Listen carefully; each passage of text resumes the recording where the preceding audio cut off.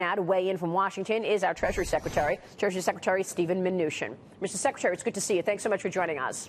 Great to see you as well, Maria. Always good to be with you. First question, Mr. Secretary, is how do you push back on these talking points that we knew were coming from the left, and that is that this is a tax cut for the rich? Maria, it's not a tax cut for the rich, and as the president has said, he's focused on income taxes and the wealthy not going down. And we've been working on that. We'll continue to work with Congress on it. Obviously, we've eliminated almost all deductions. So for the rich, that means that although the tax rate came down some, all their deductions disappear, which pays for it. Yeah, I think you make a good point. In fact, there was an op-ed in the paper yesterday from Stephen Kandarian, the CEO of MetLife, and he basically writes, look, that there are 4,000 tax lobbyists in Washington all waiting on marching orders from people like him, CEOs across the world, who are trying to get as many, deductions in there. And you say, no, we're just going to keep it to these three. That's correct, Maria, and we're focused on closing the loopholes. This is about giving people a middle-income tax cut. This is about tax simplification and making our business tax at 20% and 25% for pass-throughs very, very competitive with the rest of the world. What are you going to do in terms of the brackets? Can you give us any insight in terms of the levels? People are trying to figure out which bracket they're going to fall in, 12, 25, 35%. So what can you tell us in terms of what the level is of income? Well, Maria, first of all, I just say the 10% bracket has effectively disappeared because with the doubling of the standard deduction, most people that were in the 10% bracket effectively will be going to zero. And we'll make sure that nobody in the 10% bracket goes higher. As regards to the other brackets, we're working with the committees. We have our staff working with them, and we expect to come out with the exact levels shortly. All right. So you don't have those exact levels yet. What about this idea that the president basically put it on Congress, that Congress has the door open to come up with even a fourth bracket or a millionaire's tax or a surtax, whatever you want to call it? What's the plan there, Mr. Secretary? Are we expecting to get a rate all the way up to 39% for the highest earners?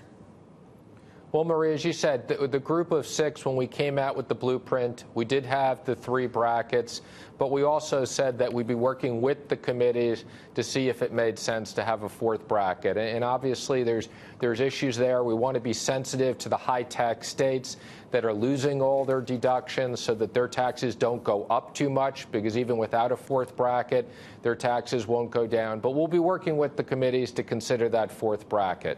And that's where we get to this next question of how to pay for it, right? Because the Committee for a Responsible Federal Budget, Maya McGinnis's group, says, look, tax cuts should not be handed out like Halloween candy.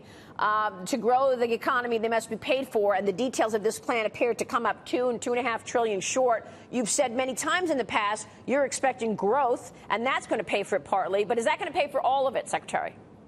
Well, Maria, we don't agree with their numbers. We think, again, we've constantly said this should be scored on dynamic scoring on growth. We'll also be looking at static scoring so that everybody has full transparency. The numbers are about $1.5 trillion to the baseline, but more importantly, it's $1 trillion to policy, which is the right way of looking at it. We think there'll be $2 trillion of growth, so we think this tax plan will cut down the deficits by $1 trillion. That's a large number.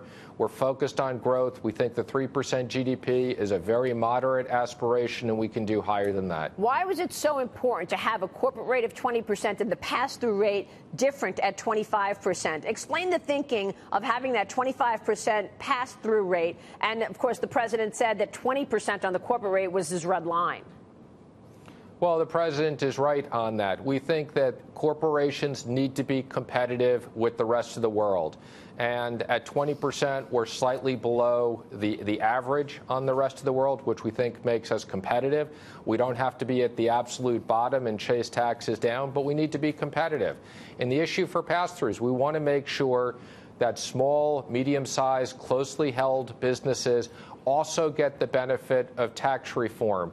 But since they don't have to pay dividend taxes, that's the reason why they'll be paying a slightly higher tax than corporates.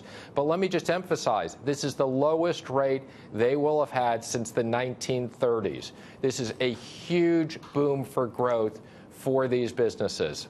Where is the debate right now? There are some on Wall Street. There's a Goldman Sachs report out this morning talking about that, basically saying, look, this is probably going to need to be scaled back to meet fiscal constraints in Congress. We're talking a lot about this elimination of the deduction of state and local income tax. That's certainly one debate point which I want to get to. But where is the challenge in terms of debate? Is this going to be changed, scaled back? Well, Maria, let me say, the group of six did a lot of hard work on a lot of these issues. There were a lot of complicated issues where the House and the Senate were at different points. We all worked together. We negotiated to get to a common point. But we want to make sure that the committees have input. I mean, this is now, the Ways and Means Committee. We want to make sure that they have input, that everyone in Congress should have input. The lobbyists shouldn't have input, but the people in Congress should have input, and we'll be working with them closely as we turn this into a bill and get it to the president to sign this year. And that, of course, we learned from health care, where we didn't see the bill, we didn't see the plans for health care, and then when they did see it, they said, I'm not voting for it. So you feel that this is much more transparent? I do feel it's transparent, but as the president said yesterday, we think we have the votes for health care. We just ran out of time, and we're going to get back to that after taxes. So you think you can get this on the president's desk before year end, and then in 2018 deal with health care again? That's the objective, and we're going to work as hard as we can around the clock with Congress to get this signed in December. Let me ask you about this elimination of the deduction on state and local income tax. We've heard from Congressman Peter King. He says, I can't agree to that. That's not going to be good for my constituents. People might say that. I just asked Kevin McCarthy about that in terms of California. The pushback on the state and local income tax deduction elimination, what can you tell us? Is that staying, or is there a debate here? Could that change?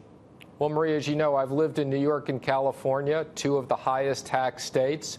So for me, this will be a very bad thing, but I think it's the right thing for the American people. I think we should get the federal government out of the business of subsidizing states.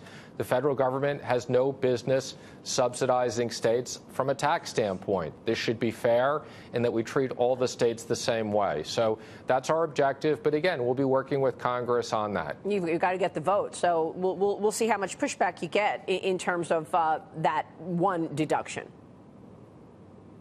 I recognize that the real estate lobbyists are among the most powerful in the world. The real estate lobbyists want certain things in place. We haven't heard anything about the carried interest deduction or the capital gains tax.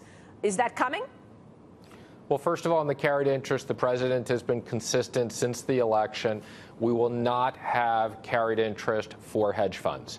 And as it relates to other areas, job creators, people that have job creation, we'll be working with Congress on those exact details. And as it relates to capital gains, there's no changes to the capital gains tax. We think the capital gains tax spurs investment. It's important, and we'll leave it where it is. When we spoke in the past, Mr. Secretary, you've talked about revamping the IRS. Any plans there? A lot of people are wondering what's happening with this bureaucratic agency and why. I've said this in the past. The leadership is still there after targeting conservative Republicans. Well, as you know, the current IRS commissioner will serve out his term, which ends shortly. We will have a new IRS commissioner. I've been working with the IRS, focusing on very, very important issues. But the most important issue is here, tax simplification means it makes the IRS's job a lot easier. So, we've got 70,000 people because it's very, very complicated. And we want to have a system where Americans can simply fill out their taxes on a big postcard. The IRS doesn't have to go through lots and lots of audits. There's not complicated deductions and complicated special interests. And we've got a simplified system to collect taxes in this country.